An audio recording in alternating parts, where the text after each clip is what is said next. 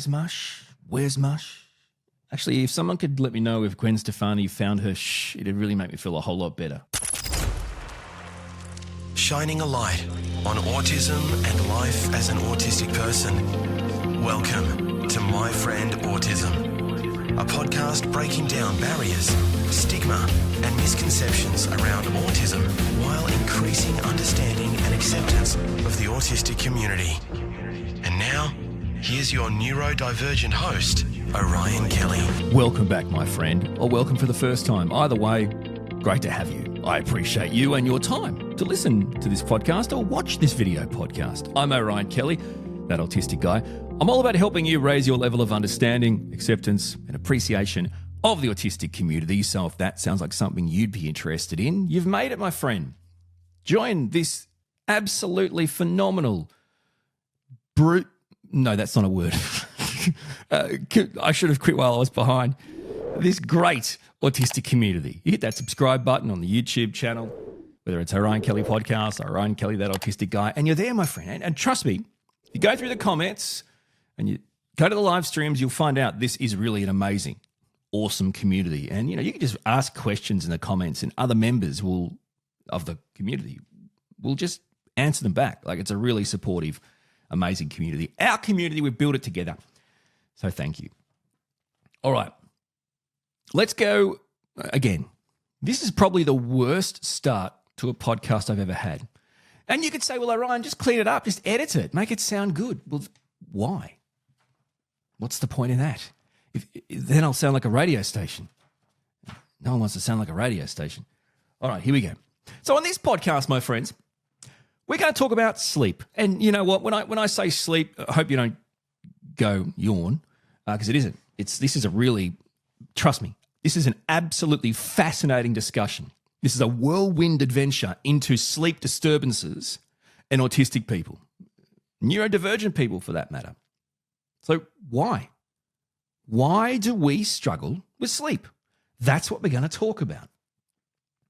What I want to do, I want to go through some research, and I also want to talk about some examples that make it easy for you to understand and go, oh, hang on, that's me. As a starting point, research suggests that up to 80% of autistic people experience some sort of sleep disturbance. 80%. Wow. Now, when you have a sleep disturbance on a regular basis, it's not good. It affects your daily life. It affects your overall health and well-being. Again, I didn't say the right word. Clean it up, Orion. It's not a radio station. It's a podcast. All right. What about you? I know you can't answer, but you can in the comments and stuff. Is this, like when I say sleep disturbances, bad sleep problems, you go, yep, that's me. Well, I'll give you some examples. First, in my experience, okay? So I've always struggled with sleep, but I always feel like I'd like to sleep. And there's a couple of paradoxes there to get through. The first one is I am always tired, right? I am always tired, and I always want to sleep or nap. However, I struggle at nighttime getting to sleep and staying asleep all my life. So I can remember, even when I was in my, teens and 20s, I would roll around in bed for hours. We're talking just rolling around in bed for hours, not being able to go to sleep. And the rolling around and the frustration and the agitation of not being able to go to sleep would, of course, make it harder to go to sleep. And then I'd get later and later. And, maybe it's an autistic thing. I'd always look at the clock. The worst thing you can do when you're in bed trying to go to sleep is look at the clock. You've got like those clock alarms or whatever, your phone, whatever. Worst thing you can do. And I'd always do it. And that would make me more agitated and more upset. And it's like, why can't I go to sleep? And of course, it would be worse on days you knew you had something big the next day or whatever. But that's, anyone can get anxious. But it didn't really matter. I just struggled. Now, because of that, I was in sleep debt all the time, right? And when you're in sleep debt, you don't function well. And if you're an autistic person, with the challenges you face in many different aspects, well, interactions and sensory stuff, routine changes, this makes it even worse because you're not even at your highest level of functioning because you haven't slept. So it just snowballs and you never catch up. And what's really interesting is if you ask my kids, you know, your daddy is sleeping, like how would you describe him? I guarantee you they'll just say, oh, he sleeps all the time. He's always asleep. And this is the most bizarre thing, but I know it's true. The one thing that has, for the most part, fixed my ability to go to sleep at night and stay asleep is becoming a dad, having kids, having young kids. It wears me out, man. There's no issues there now. It's funny. Now, maybe that's not true completely, but honestly and truly, just the sheer exhaustion of parenting an autistic kid, parenting young kids, it's never helped my sleeping better. Like nothing I've ever tried has helped my sleeping better. In my, teens and 20s and stuff, certainly my 20s, I'd go to doctors and they'd give me tablets, like medicated tablets to help you sleep. And they wouldn't even work. They wouldn't help me sleep. They wouldn't work. It's like they weren't strong enough to get through to whatever was my issue. I tried those. And then you try things like, herbal, like there's herbal medications and sleeping herbal medications. And I think in some countries you can get prescribed melatonin, most countries. In other countries, you don't need a prescription. Some countries allow you to literally just walk into a shop and buy like melatonin tablets or melatonin gummies right off the shelf, like you're buying a chocolate bar. That's not the case in Australia. But when I was over in the US recently in Chicago for my book thing, I went into one of those shops and I was blown away. There was virtually an entire shelf of just different brands of melatonin gummies. And I'm thinking to myself, oh my God, this is amazing. Not so much. That doesn't exist in Australia. You need prescriptions. And the thing is too, the melatonin gummies are different to, from my understanding, the prescribed through like a GP or a family doctor melatonin. I think there's like slow release and there's like fast release or whatever. So like those gummy things that just bang, they work, where slow release, it kind of helps over the night and there's different. Anyway, I'm not a doctor. I'm just trying to explain the differences here. So, you try to give a crack to everything on offer, and you do. You just give it a crack, and it didn't seem to work much for me. And I know how horrific a lack of sleep can be for anyone. Anyone. Now, as an autistic person, it has an impact on you because your brain is so different, and it requires a lot of regulation throughout the day, regulating through things that our brain's not built to handle. And as a result of that, you need all the energy and the sleep you can get. And if you're behind and you have a debt, you find it even harder to stay regulated. So the only other thing I'd say before we get onto some examples, and by the way, later on some new research and strategies. The research is fascinating. I just want to say this is something my wife pointed out. Maybe it's true. I don't know. My wife mentions that, so I don't have any trouble sleeping at night now, but I still seem to nap during the day, whether it's every other day or quite regularly. I just feel tired. And a lot of times if I don't have a nap, I won't be able to be alert and be a good dad and stuff later in the day. But on the weekends, if I have a nap or whatever, if I just fall asleep, sometimes my wife has posed the question, not a judgment, posed the question.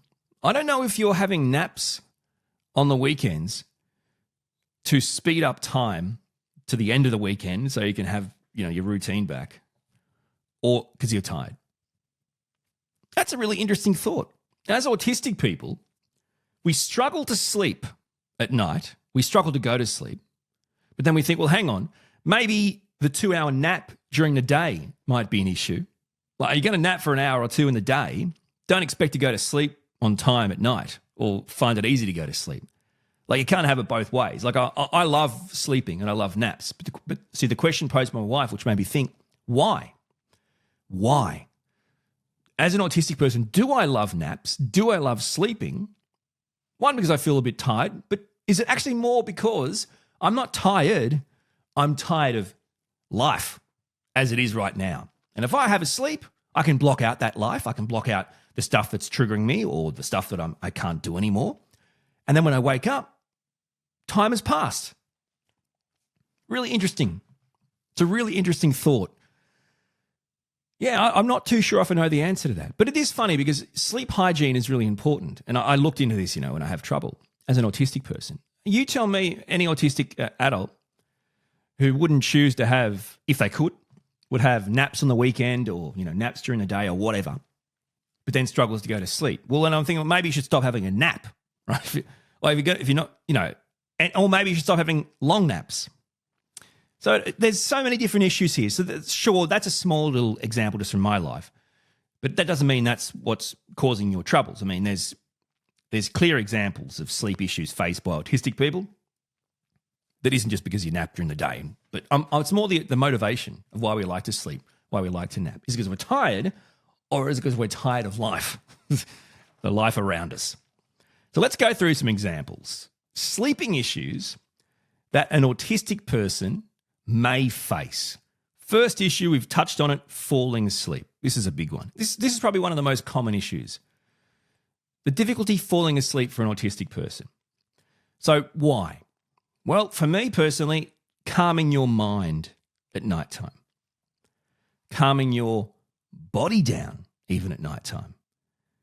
Now, that clearly, if you can't calm your body down, if you can't calm your mind down, if it's constantly racing, that's going to lead to insomnia.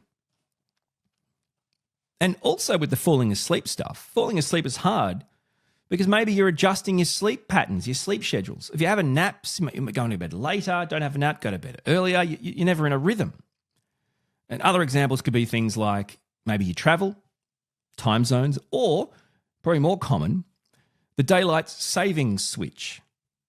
Do you know what I mean? So it only happens twice a year, but I find sometimes that can affect, obviously not only me, but the kids, for weeks after that transitional period. It's tricky. And that wipes the whole schedule out and you're back to like starting again. And the funny thing is with the calming your mind, calming your body, I just triggered something that I thought, this is what I do now every night. It's not a discussion, I just do it.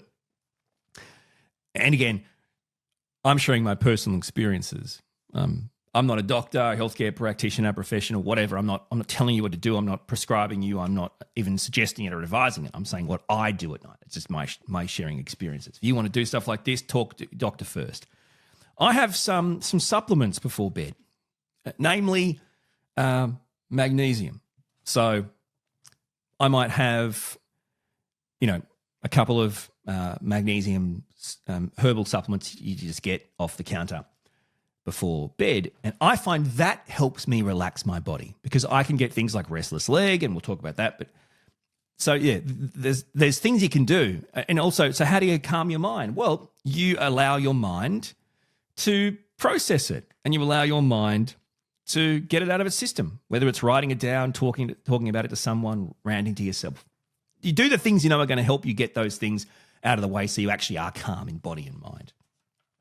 The thing is, too, you got to remember your brain uses your sleep to clean out its like short-term memories. It's like that movie, that kids movie, is it Inside Out?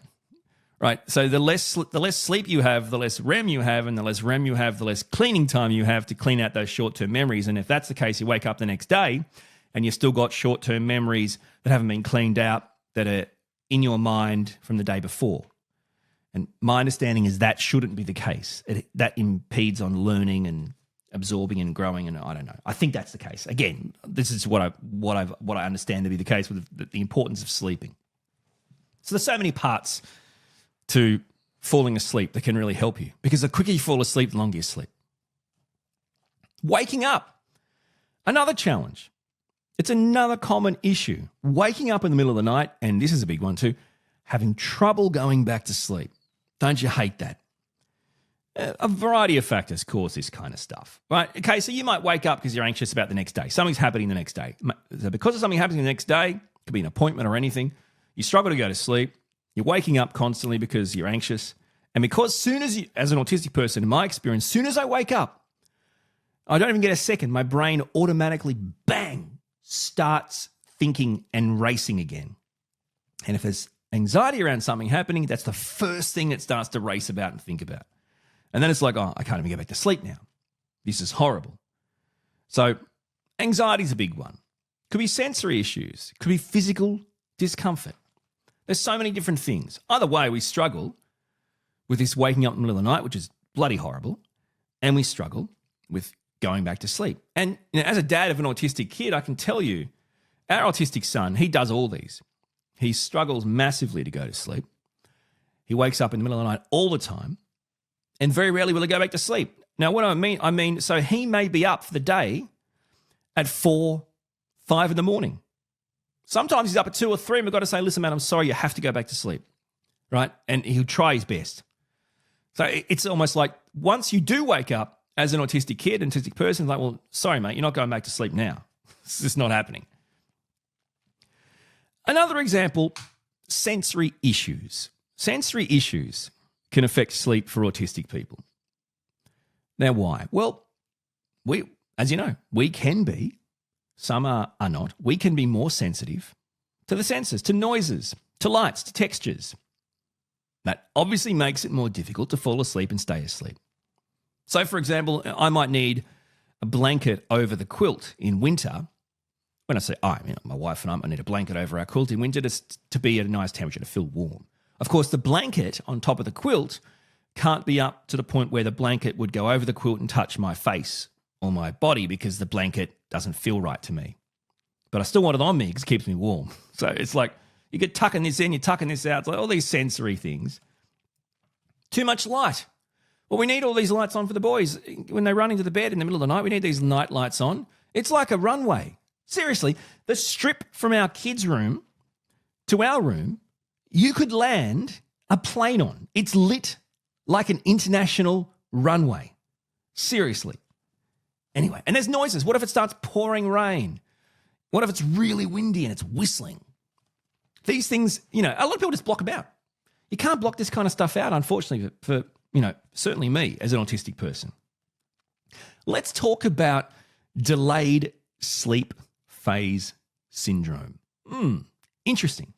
It's a condition where a person's circadian rhythm is delayed, causing them to naturally fall asleep and wake up later than typical. Listen to that. Causing you to naturally, because the circadian rhythm kind of regulates the sleep phases, causing you to naturally fall asleep and wake up later than typical. Go to bed later, wake up later. Circadian rhythm is off. It's delayed, right? It's not early. That's why it's called delayed. Your sleep phase is delayed. This is a big one. Research suggests that many autistic people actually have a disrupted circadian rhythm. And what that does is that causes irregular sleep patterns. This is a really interesting one, the circadian thing. So I don't know how this is all connected, but me definitely, and I think my son as well, my autistic son. So there's something about the circadian rhythm where for some reason it's inbuilt, I guess, in your brain or whatever, you feel warm or warmer than you should at a certain time. And to me, I've been told it's that kind of 6 and 6 that, the circadian, like you might feel warmer at 6 o'clock and warmer at 6 p.m. or whatever. Anyway, your body temperature goes hotter or warmer or rises at these times based on the circadian rhythm. I could be wrong, but I think that's okay. Anyway, we get warmer at the wrong times, right? And it's like everything's upside down. The nighttime and the daytime, and almost like the perception of the time of the day is affected because of that.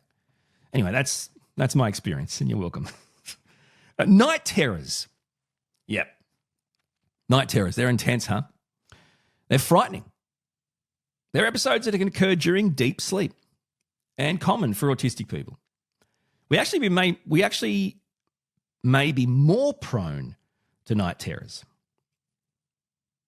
And what happens? Well, causes us to wake up. But even worse, these night terrors, they can be really realistic. You can wake up screaming. You can wake up. For me, I've kind of made weird noises. But also, I've woken up completely disorientated. And sometimes I'll wake up not only disorientated, but, I will actually scream or yell or whatever. And this happens a lot in transitional things and also like when you're traveling. Really interesting. Another sleep disturbance that autistic people may resonate with. Now, we talked about this briefly with the calming the body. Let's talk about it more specifically. Restless leg syndrome. Okay, so calming your mind and body helps you go to sleep, and we have struggles with that. But let's dig deep into this one particular thing, restless leg syndrome. I experienced this. My son experiences this. Is it more prone for autistic people? It's an interesting thought. But restless leg syndrome is a condition, right? It's an actual condition. And basically, we experience uncomfortable sensations, for the most part, in our legs. For me, the best way I describe it is when it's happening, it feels like there are, I don't know, insects or something inside my legs crawling around virtually from my hip to my toes. And it's just so agitating and so horrible. There's no way you can fall asleep like this. It's horrible. Now, I told you at the start with the falling asleep that for me, having some magnesium supplements actually helped me. I'm telling you, from my point of view, and just in my experience, this is your own decision, and you talked about it with your doctor. From my point of view, some magnesium supplements before bed help me. Like, they actually help me. Don't remember the last time I had repeated episodes of restless leg syndrome. It's really good. In addition to that, I'd say you've got to drink enough water. If you're one of those autistic people that, are fussy about what they drink, I relate to you, right? Like, I like a bit of flavor in my drink, but I try to drink as much water as I can. And I've kind of got to the point now where, I'll pretty much only drink water during the day. I won't have juices or sodas or whatever. And I got around that because tap water, the thing about tap water is it's the temperature. Maybe the taste, but the temperature. So what I do is I get like a big bottle and I fill it with water and I put it in the fridge. And then when I have a drink, it's ice cold water. Now, for some reason, for me, ice cold water is easier to drink, tastes better than like warm tap water, which is disgusting. Anyway, you've got to drink more water. If you're not hydrated, if you're not drinking enough water, and as you know, water comes from the sky where it's got all sorts of stuff in it, right? Lots of nice space dust. It's got good stuff, right? The water is important. It is absolutely going to help you with the restless leg, with all those types of things. So that really helps me. Now, there is some research to say that autistic people may be more prone to restless leg syndrome, and that obviously does affect our ability to fall asleep and stay asleep. Now, for kids, like we don't give our son magnesium supplements, but what we do find is, there's those kind of, like in Australia, I think, what's it called? I've forgotten. I think it's called something like Sustagen. There's like this kind of drinks. They're not protein shakes for adults, but they're kind of like, meal supplemental kind of drinks for kids, right? Drinks that are, so it's like Sustagen, chocolate, strawberry, these kind of things. They have all the vitamins and minerals. I almost said vitamins and minerals that kids need. So if we can get our autistic kid to have a nice big glass of chocolate milk Sustagen with all those minerals and vitamins in it before bed, we find that not only fills him up, which is great, but it helps him with the kind of agitation and body movement. And we also know that when he starts to do that, we go, you haven't drunk enough today, have you, buddy? You've got to drink some water. So what we'll do is we'll encourage our son to drink lots of water between getting home from school and going to bed. And that helps. Again, just my experience. Another example, parasomnias. So I do these. Parasomnias are behaviors that occur during sleep. So we're talking things like sleepwalking, sleep talking. I've been known to do things as like sleep attacking. Yeah, that's right. Like as in I'll be attacking someone that isn't there, or my wife will wake up to me trying to dig my way out of the carpet, like tunnel my way out of the carpet. What are you doing? I never remember it. I don't know. I don't answer either because it's a parasomnia. I'm not awake. Again, autistic people can be more prone to parasomnias. That obviously affects our quality of sleep and also leads to safety concerns because you just don't know what's going to happen. And it's really interesting because from seeing healthcare professionals, I've seen specialists in this field, and I definitely do these parasomnias, but that also they've diagnosed me with this thing where,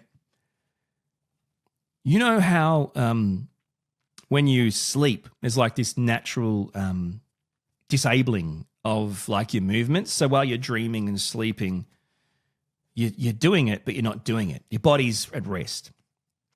For some reason, my body doesn't do that. So I actually my body physically moves and acts sometimes in dreams. It doesn't, this disabling thing doesn't turn on all the time or something. It's weird. Anyway, I don't know what to say about that. It's just a strange situation. How about this one? Another example of sleep disturbances for autistic people. Bruxism. It sounds like something you'd study at, year one uni in an arts degree or something. Let's talk about philosophy. Because today in philosophy class, we're talking about Bruxism. Or what is this? Politics 101. Okay, welcome to politics. We've done fascism. Now we're going to do Bruxism. Great. Can't wait. Fantastic. No. Bruxism is a condition where a person grinds their teeth while sleeping. I bet you didn't think that was going to happen. Bruxism. Grinding your teeth while sleeping. Autistic people do this. In fact, are more prone to bruxism due to heightened anxiety levels and our sensory processing issues. Did you know that, my friend? Your teeth. Did you know what you do to them at night time? I bet you're trashing them. Just saying. Insomnia due to anxiety is another sleep disturbance we face. This is big, right? Because it interferes with your ability to fall asleep and stay asleep. If you're anxious, you're anxious. If your heart's racing, you're in trouble. If your brain's racing, you're in trouble. Worries, fears. These keep autistic people up at night. Not just adults, kids, big-time kids. Next day at school, things happening. It's a big thing to navigate. Final one, Clo? No. Just clean it up, Orion. It's not a radio station, mate. Co-sleeping difficulties. Some autistic people can struggle with co-sleeping. So we're talking about the practice of sleeping in the same bed as a family member. Right? From an adult point of view, let's do it from an adult point of view, then kids. Adults. And we've talked about this before in like sexuality and stuff, right? You may have a partner who's neurotypical. You may be autistic, right? And you don't feel comfortable sleeping in the same bed as them. Or you may now, but through the dating phase or whatever, you could never fall asleep. That's the thing. It's not like you don't want to be with them, but it's like no matter what you do, you can't fall asleep in a bed with someone. This was always my issue through dating. I liked them, but for some reason, I'd struggle to fall asleep in bed with someone else. It was like everything I was doing was on eggshells. And it wasn't about them, it was about me. But anyway, I hated it. And no issues with my wife. But it is really interesting, right? Okay, so there's that's a difficulty. If you are married and you sleep in the same bed as most married couples do, this is an issue. Your sleep is going to have disturbances based on your inability to co-sleep. It's funny, isn't it? Like old school couples, like a couple of generations ago, it's not uncommon for them to sleep in different beds in different rooms. I don't know if that's just an older school Aussie, potentially Aussie English thing. I don't know. Like different beds, different rooms. Married couples, but they go to their own room in their own bed. And some, I noticed too, like the dude had a single bed and the chick had like a double or a queen, but it's really interesting. Anyway, is what it is. Now, let's talk about the kids one. Reverse that. Even though you may end up being an adult who can't sleep with partners, as a kid, a lot of autistic kids can't go to sleep without co-sleeping. In other words, can't go to sleep or fall asleep without their mum or dad in their bed, the kid's bed, with them until they fall asleep and then sneaking out. That's what we have to do with our autistic son, right? From when he was a young, right? Not in the crib, obviously, but yeah, so you read him books and so you don't just read him books, go, good night, see you, mate, have a great day, catch you later, next show's tomorrow, right? Right. Imagine that. Imagine living a life like that. That would be amazing. If I had kids where I could say, all right, boys, bedtime, dad loves you, see you in the morning, catch you later. That's a dream. Do parents actually get to send kids to bed and then just move on with their life? That's not a real thing, right? It cannot be a real thing. It makes no sense. It sounds fanciful to me, frankly. But it's not, for us, not the case. All right, bedtime, let's go. Like we go to bed. We've got to read books. We've got to lay down with them. We've got to talky. And this is the thing, right? They calm their mind by we allow them to debrief the day. They debrief the day with us in bed, mostly my wife. And then they try to fall asleep and they fall asleep. But we're right there in the bed with them. And then we've got to sneak out and continue our night. Co-sleeping. Either way, you're stuffed. All right, let's talk about some research. And then I'm going to give you a couple of strategies that can help you. So there's some research out from Australia, from Meta Research and the University of Queensland and Autism CRC. They found that, this is amazing to me, fat molecules called lipids, I don't know if I'm saying it right, may play a role in sleep disturbances in autistic kids. Now, the reason why I'm bringing it up is because, well, you don't grow out of autism. So if there's research in autistic kids, frankly, in general terms, it makes sense to say, well, this is relevant to autistic adults because it's in our body. So let's have a listen. The findings published in the Journal of Nature Medicine associated the difference in lipid metabolism, which is the way our body processes fats. Now, the researchers investigated a panel of nearly 800 different fats in the blood plasma of 765 kids, including 485 diagnosed as autistic kids. What happened?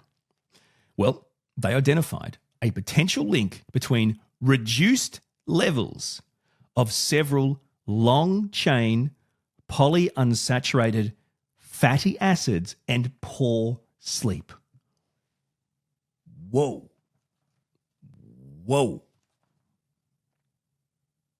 What is that, mate? What are you talking about? Long-chainy, acidy fat what? Huh? Okay, chill, man. It's on a radio station. Long-chain polyunsaturated fatty acids are just essential fatty acids. Then why didn't you say that in the first place? What's wrong with you research people? If they're just essential fatty acids, that's what you call them.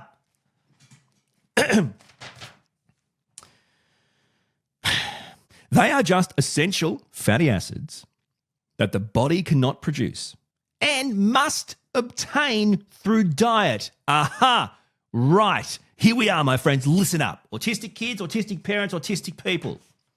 So what have we worked out? We need things that our body doesn't make. Our body can't produce. We have to get it through diet. But we're autistic.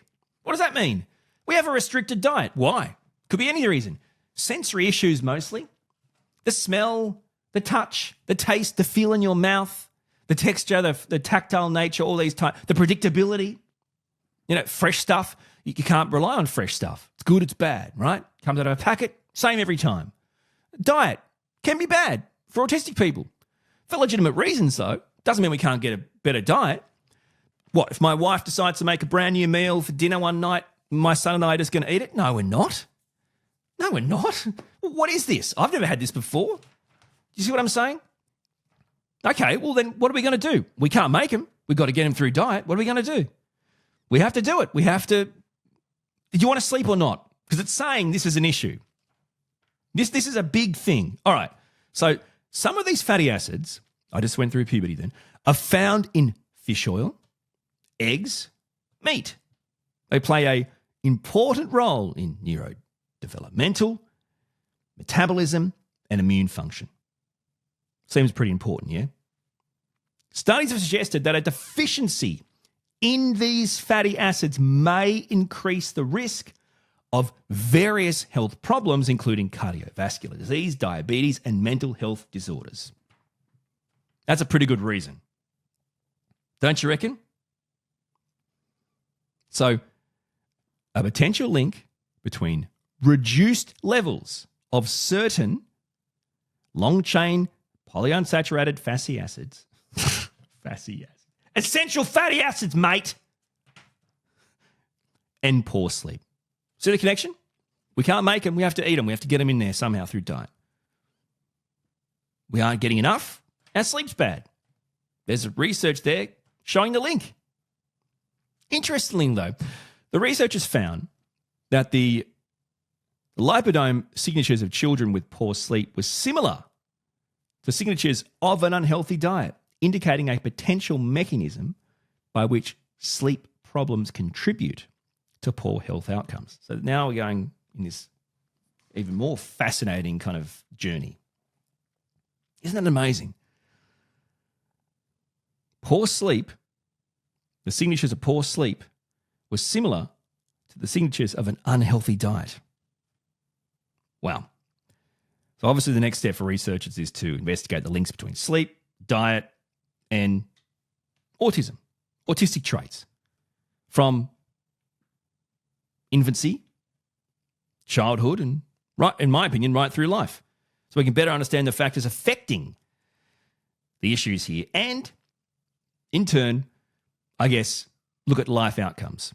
So how is the poor diet causing poor sleep affecting things like education, employment, quality of life? Now, do we need research to answer that? Well, we do to make it legitimate, I guess, from a point of view of funding and things going forward, but we don't really, do we? Like, we know if you have a poor diet, we now know you're not getting the essential fatty acids you need.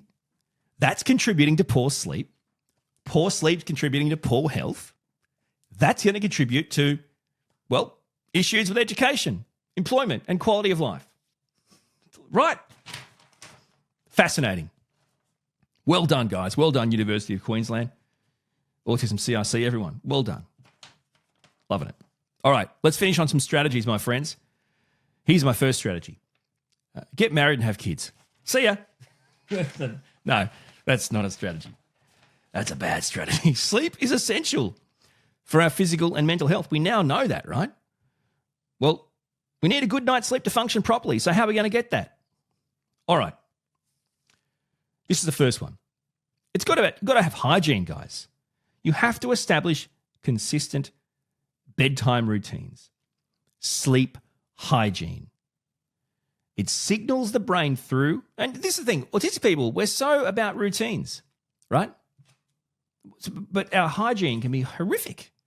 You can't nap every day or every second day or once every 3 days for 4 hours in the middle of the day and expect your sleep to be fine. Like, that's not good hygiene. You don't need 4 hours during the day. I don't need it. I want it.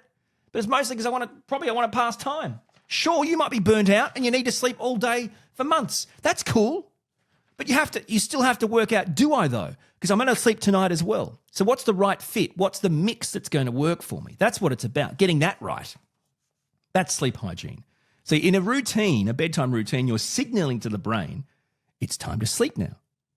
And that helps relax the body. It knows it's time to sleep now. This is when I go to bed. And therefore, the mind and the body knows that and is able to transition to that more easily, rather than shocking the body like, oh, I better go to bed now. I've got to go up tomorrow. Or you know what I mean? It doesn't make any sense. Or, oh, I've really got to keep binging this show.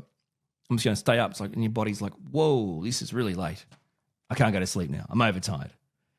Really important. Another helpful strategy is use sensory stuff, right? Sensory tools. Now, weighted blankets are interesting. The reason why they're interesting is I think weighted blankets are great for that kind of like warm bear hug that people love. It can really make you feel good. But also, you don't want to have that on you all night. Now, you may be good enough to be able to throw it off yourself throughout the night when it's not appropriate anymore. Maybe you're too hot or too sweaty or it's too heavy or whatever, right? But I mean, it's like, let's say a kid. I mean, you put a weighted blanket on a kid and they go to sleep and you just leave them. That's probably bad. They could overheat. They could get trapped. The worst stuff. I'd say you've got to look at it from a common sense point of view. What other things? Like a noise machine really helps our family. So literally, I'm not talking like $10, $20, just a little thing you plug into the PowerPoint and you just turn it on. It's just that white noise. That's the worst white noise ever. But yeah, I'm not joking when I say we have a white noise machine in both the boys' rooms and it's on every night. White noise at a very minimal level, so you can hear it, but you can just hear it, right? And that just takes the edge off. It helps. I'm just giving you stuff that works for us.